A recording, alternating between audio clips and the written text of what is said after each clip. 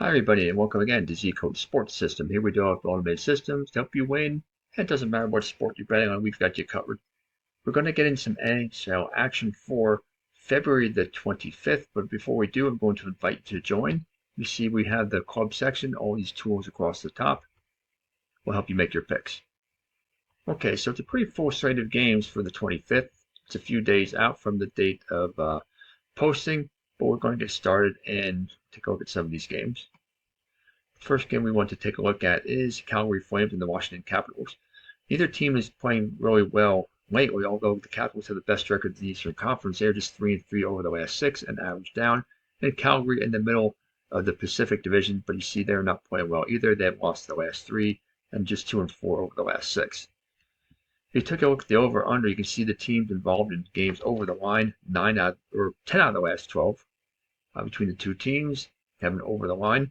The score prediction right now sits at Washington 4, Calgary 3, but just with a little more than 51, almost 52% confidence, so still rather low. On the power ranks indicator, you can see an upward and downward trend. Right now, a downward trend for both teams. Washington dipped from 30 to 26. And you can see Calgary dipped from 20 down to 9 and went up slightly, back up to 11 over the last couple of days. If you look at the head-to-head matchup, the teams played back on January the 28th of this year, with Washington winning on the road as a road favorite by a 3-1 margin. And they have not yet played other than that this season. The stability factor, take a look at this. You can see Calgary has been much more consistent regarding the favored underdog status at plus 14 compared to plus 1, which is a little bit surprising, but what that means is Washington is doing better than expected, right? So they have the best record in the conference, and means that they have been losing, but probably winning more often than not when they're losing, as far as the favored underdog status goes. Okay, the rest of it we want to look at here. We looked at the head-to-head, we looked at the power ranks. We want to take a look at the records between the teams, home and road. Washington is 17-4-6 at home, and Calgary is just under 500 at 10-11-4 on the road. The scoring differential edge is also a big factor here. Plus 56 for Washington, which is the best in the Eastern Conference. And in the end, I like the Capitals to win again by a similar margin as they did in the first game. And this one will also be over the line. Next one we want to look at is Toronto and Boston. In this matchup here, Toronto comes in average down after a 3-3 recent stretch. Boston is ice cold, down 2-4 over the last 6. You can see the teams are trending on opposite sides of the over/under line. Toronto under in the last 2, Boston over in the last 2. The score prediction is for Boston 3, Toronto 2, with 57% confidence in the prediction. And you will take a notice if you look at this. This score prediction will probably change pretty frequently between now and game time, so take a look at this often. On the power ranks indicator, you see a downward trend for both teams. Toronto down to 20 from plus 29 over just the course of a couple weeks. And you can see the same thing has happened with Boston from 17 down to 9. In our head-to-head matchup, you can see here that in the 3 previous games this season, Toronto won 2, Boston won 1, and both teams won at home and lost on the road. Take a look at the volatility oscillator. You can see the consistency factor.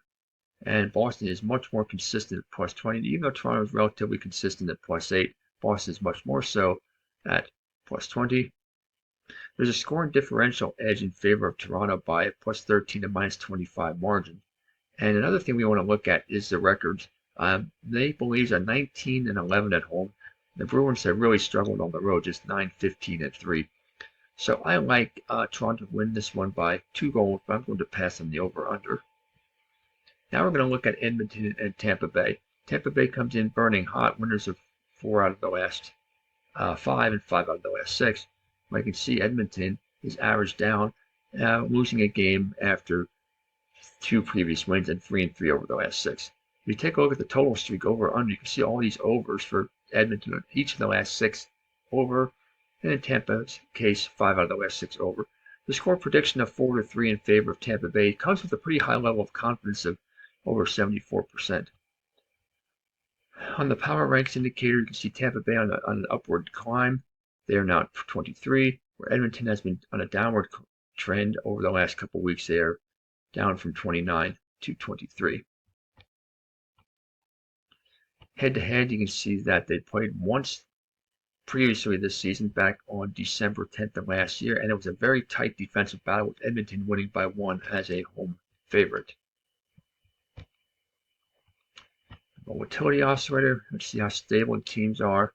Pretty stable. Both teams are pretty stable after early part of the season, not very consistent. You can see now a mainly upward trend for both teams they're on, and it's Edmonton 11 to 8 in that category.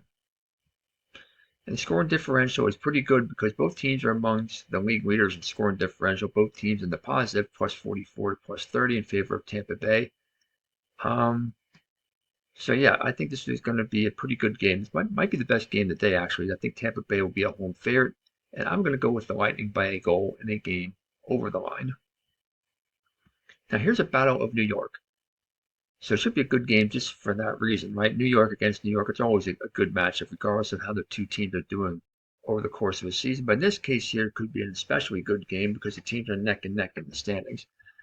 The Rangers are averaged down 3-3 over the last 6. Well, they were average, excuse me. And the Islanders were averaged down, also 3-3 over the last 6. But you can see losers of 3 out of the last 4. The score prediction, with confidence level of 37%, take that with a grain of salt. Really don't pay attention to the score prediction at that moment. Again, take a look at it closer to game time. On the power ranks indicator, you can see a mainly downward trend for the Islanders ever since the beginning of the month. They are at plus 10, while the Rangers have been on an upward climb as of late. They are up to plus 15. If you look at the head-to-head matches between the two teams, they only met once in the regular season so far, which is kind of surprised being that we're in February already.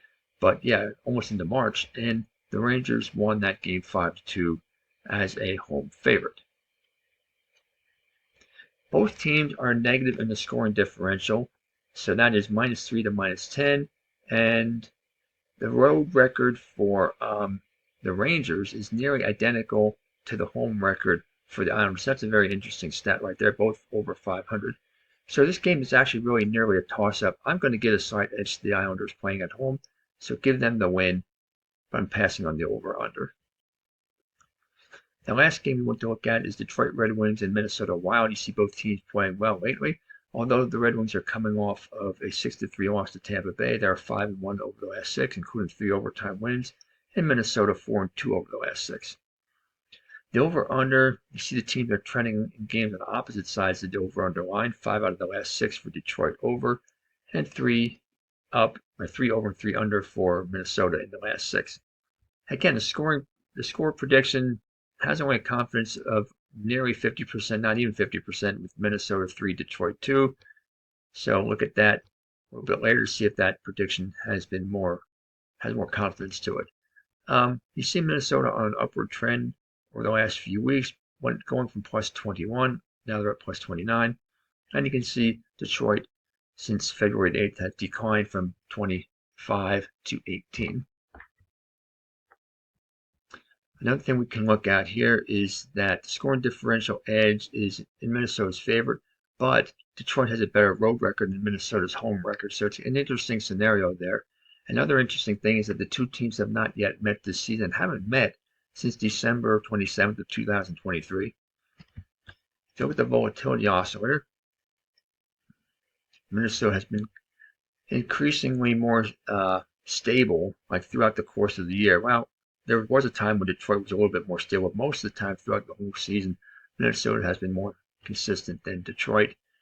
In the end, though, I like this one to be a road win for the Red Wings, and I think it's going to be a lower scoring contest, so let's bet under the line.